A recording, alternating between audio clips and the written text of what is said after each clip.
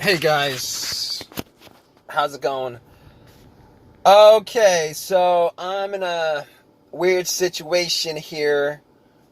I'm at the park right now and I'm having car troubles. My car has been driving good. I mean, I haven't had any issues with it. Not today, not for the last couple of weeks. Not for the last couple of months. It's been good for a while. All right, last time I changed my battery was maybe like 6 months ago. Changed my alternator a year and a half ago. Ever since then, no issues at all. No issues at all. I was comfortable driving this, for, a long to places that's like far away. This car has been pretty much solid for me up until today. So basically, I'm at the park. I parked my car at the park and jogged around for about 2 hours, walked around, came back and tried to start it, and nothing. Like nothing. Like when I get into the car, everything works the same it's supposed to work. All the rings and sounds and stuff like that. The dash, all the lights are good. Radio turned on immediately. Blower motor works. Only problem is it won't crank. It won't crank at all. Now I've been trying to figure this out. Trying to crank it up like 15 different times. Try to crank it up, but nothing happens. So I've heard about these situations and that could be caused by a brake switch. If you guys didn't know, the brake switch is it pretty much is it's a part that turns the brake lights on when you press on the brake pedal. Also, if you guys have, yeah. So basically, I was like, maybe it's the brake switch. So I went to the back. I actually did ask somebody to check my brake switch, and I actually did take it out to put it back in. And then I did ask somebody to check out my brakes to see if they were good, and the brake lights came on. So the brake lights came on. So it wasn't the brake switch. So I was thinking to myself, okay, maybe it's the battery. Battery is fairly brand new. Maybe it could still be the battery. It's brand new, but it could still be the battery. So I was thinking to myself, let's turn the headlights on. And the headlights were pretty bright. But this is daytime, so it's kind of hard to tell. But the brake lights were fine. All right. So, but I wasn't having issues with any of the power in the car. The brake lights were fine. So I pretty much told myself, I mean, it could still. Oh man, I'm going off track right now. This situation is actually frustrating me. What was I talking about? Brake lights. The battery was good, I thought, and I opened up the hood. I was looking at the battery, trying to see if there was anything that could cause it not to put out the amount of power needed to start the car. I noticed that there was some corrosion. It was like a bluish, whitish corrosion around the terminal, and it wasn't a lot. But just to be sure, my terminals were kind of loose, and I kind of thought that could have been the problem too, but it wasn't loose enough where something like that would have caused like a disconnect. So anyway, I was able to wiggle it a couple of times, wiggle it off, and I had a can of Coke in my car that I was going to use after this whole entire, after my exercise, but I actually poured Coca-Cola, a can of Coke on the terminals just to clean them up. if you guys don't know about that, it'll fizz up the corrosion or whatever, which it did. Most of it was off. I took some paper towels, cleaned it off, and they were pretty clean. It wasn't like it was covered in corrosion. So I popped it back on the battery, and I tried to turn it back on a couple of times, and it did the same thing. Nothing happened. So basically, at that point, I was thinking to myself, if anything, it's not the battery right now. So it's not an issue with the connections to the battery. So I was like, okay, I'm gonna ask somebody to give me a jump. I did actually have somebody around, which guy asked me whether I needed any help because I had my hood up, and asked for a jump. And jumped it.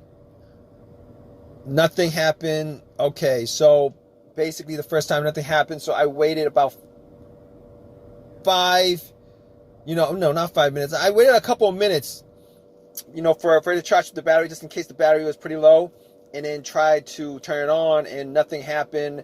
At that point, I knew it wasn't the battery at that point, and on top of that, I could actually rule out the alternator, which I ruled out anyway because the car didn't die out while it was on, which happens most of the time when you have alternator issues. And the reason why I ruled out the alternator is if the alternator was bad and it ran the battery down, and your battery was dead and you can't start your car, a rare occasion that would happen the way, where your car would be, your car would die out at the time parking. But as soon as you get a jumper cable on there, if it was a bad alternator, you would be able to start the car. But once you take the cables off, your car would die out because the alternator was bad. It wouldn't be charging it. But that wasn't the situation that occurred. Fine. All right. I could rule out a couple of things. I could rule out the battery. I could rule out the alternator. Now, here's the thing about it. I was looking at the negative, and I've known that a negative wire that's grounded or broken off or could actually cause a bad grounding situation where it won't get enough juice to start the car. But I was looking around at following the negative line from the battery to normally.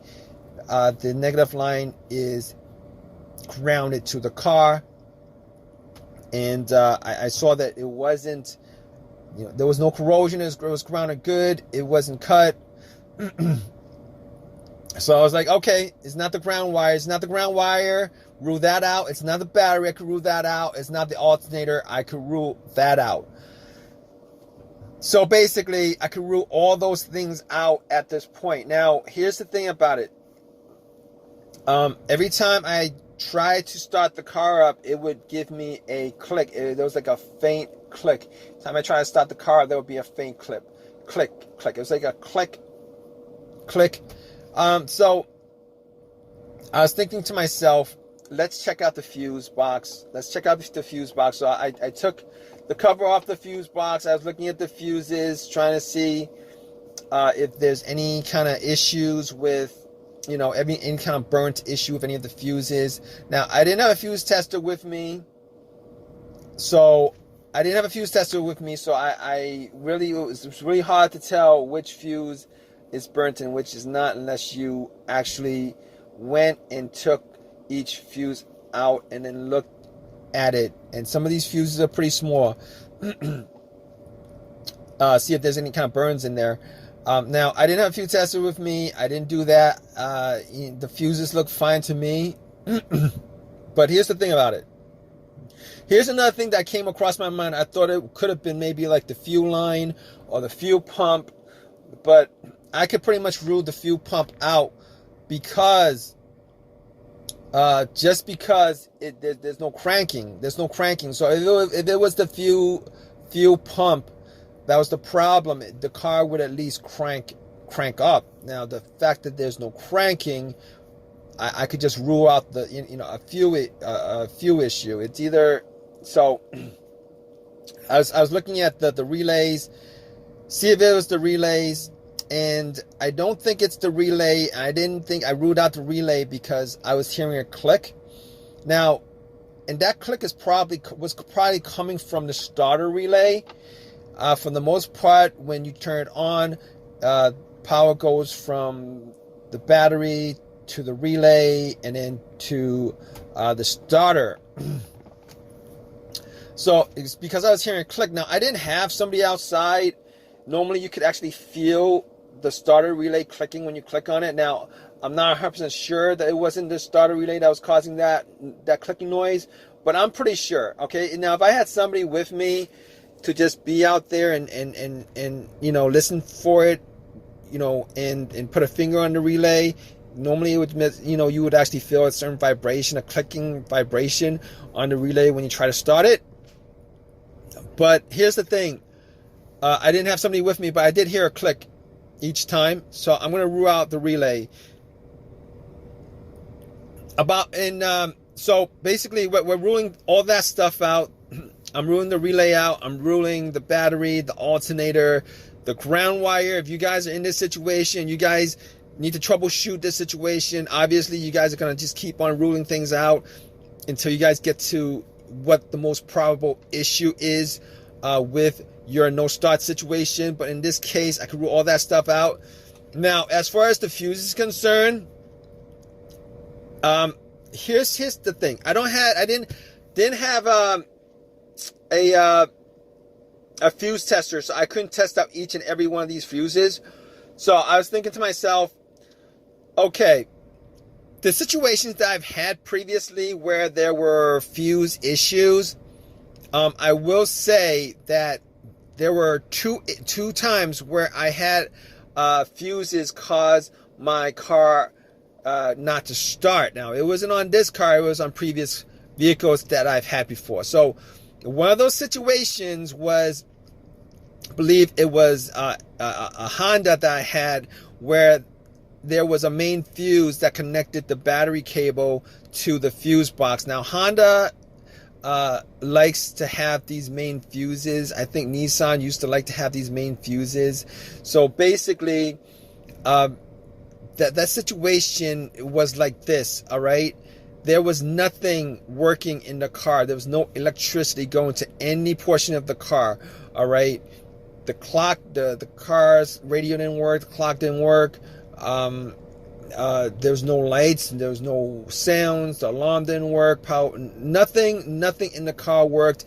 It was as if somebody unplugged the battery from the car. All right, so in that situation, I was looking at it. It wasn't 100% obvious what the problem was, but after putting two screwdrivers and connecting the metal part of the screwdriver together, the car started. So at that point, I knew that it was the main fuse that was the issue. But in this situation, this is not the case, because everything in this vehicle, the electricity works. It's getting full power to everything. I have no issues with any other thing that's not working at all. Okay, so it's not that fuse issue that's the problem. I could rule that out. Now, the other fuse issue that I had that caused my vehicle not to work was a blown fuse, and the blown fuse was probably a fuse to the fuel pump. It was probably a fuse to the ECM, the car's computer, PCM. All right, that situation, I was able to get the car to crank. I was able to get the car to crank, but with that situation, I wasn't able to get it to turn over. All right, and whatever fuse that was, it wasn't either getting gas so that it turned over, but the starter was cranking up, not a problem. It just wasn't able to turn over. I heard every time you crank it, it would crank, but you would just not be able to turn the car over. Obviously, this is not the same situation. Obviously, it's not the same situation because I can't get a crank out of this car at all. There is no cranking at all. There's no slow crank. This car was not trying to crank at all. No cranking sound, just a click. Nothing coming from the engine as far as noise is concerned. So I could pretty much rule out those two scenarios as far as the fuses were concerned. Now, okay, so I can rule all that stuff out pretty much.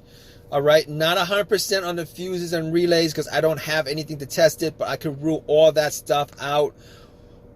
All I'm left with this situation is just a couple of things. One of those things would be maybe the key fob. The key fob might be keeping the car from starting, maybe a security issue or something like that. Now, I did change out the battery to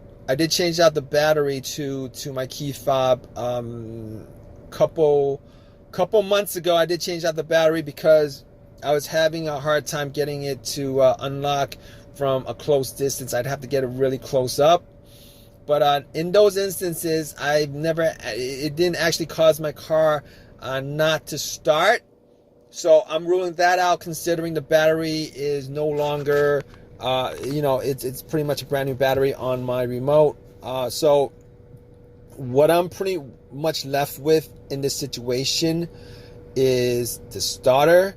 Now, the starter on this car, I bought this car used. It's never been changed before. And now, here's the thing with it. I didn't have any kind of symptoms of this situation as far as the starter is concerned. It wasn't like I had this situation a couple weeks ago, a couple months ago, etc., and then all of a sudden, it got worse and worse and worse and worse and worse. But unfortunately, I'm thinking at this point, after ruling all those things out, I'm thinking it could probably be the starter that's causing this issue. And and it's not as an easy fix as all the other things that I've ruled out so far. But at this point, I'm not going to be able to get the car to start. Now, what I could do is, I was thinking maybe I could bump the starter, maybe take like a crowbar or something like that, a long crowbar, and start hitting it and try to start it. I haven't tried that because I don't actually have anything. I was looking around for a stick or something like that. Couldn't find a stick around the park that I could actually use for that purpose. So basically, I am stuck here in the park waiting for AAA to have to give me a tow back home so that I can sort this situation out and figure out what the problem is. But if you guys are still looking for a fix to your problem, just hold on. All right, I'm gonna once I get this, once this tow truck gets here and I get home, I'm gonna work on it, see if I could definitively figure out what the situation is. All right, guys, just stay with me. I'm gonna give you guys a resolution to this problem, tell you guys what all right, guys. So basically, it took 2 hours for me to get a tow truck for them to get a tow truck to my car, and had my car towed back home. At that point, I went through all the things that I've ruled out, just to double up on, just to make sure that everything that was ruled out was not the cause of the problem, of no start problem. And I could verify through testing and everything that everything that I ruled out was not the cause of the no start issue. All right, which pretty much left me with a starter problem pretty much. Now, I couldn't confirm it until I took everything off, which I did. Put a cable from the battery directly to the starter, and nothing. It did not do a single thing. Now, the connections were rusty, but clean it off, put it put the cable from the battery to the solenoid of the starter, and it still didn't work. So at that point, I confirmed that it was a starter that was causing the no start. Went to AutoZone, took it to AutoZone, and I pretty much got a rebuilt, remanufactured starter, because a brand new one would have costed me twice as much. I didn't want to do that. Didn't want to spend that much money on it. So I got the remanufactured starter, popped it in, turned on, and it worked. It turned on, it worked. Started my car up a couple of times. It turned on, it worked. So cranked up without a problem. So it turned out to be the starter itself. All right, guys. So if you guys are still with me, here's the thing. All right, 90% of what I went through, if you guys are having this similar situation of a no crank, no start situation, I'm pretty sure that you guys could pretty much rule out most of that stuff to get to the main cause of your starter issue. All right. Now, if you guys went through everything and you guys are still having the same issue, I'm pretty sure it's your computer that's causing it. But that's a really big step to take as far as troubleshooting is concerned, without actually looking at the car. But if this video has helped you guys out in any way, please give me a thumbs up. Please subscribe. Please, if you guys have any comments at all about this video, please leave your comment in the comment section. All right, guys, take care.